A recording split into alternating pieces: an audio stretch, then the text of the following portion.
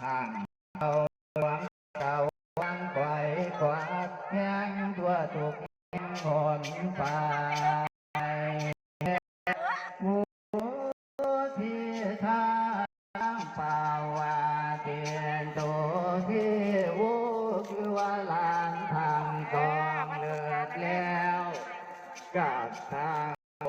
งค์จันเดียวมีเอาออกแก้วใจสะกังเวสันตอน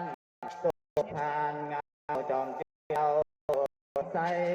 ป่าไว้คือหมอทางนั้นนอนนอนหัวกะดีโอ้เป็นละไม้สีแก่นเงาพระดาเจ้าสุชุนุ่งตาพังปอมอ่อนอ่อนน้อมเป็นอันหนึ่งอันเดียวกันท่าในกาลยามใดท่าในกาลยามนั้นมีท่าเวลาต้นดวงอาจในสวากิ่งตาสายาลาปวจิตวาก็ให้นาปนบวกข้าลามพัดให้ขจัดตกลงมาใน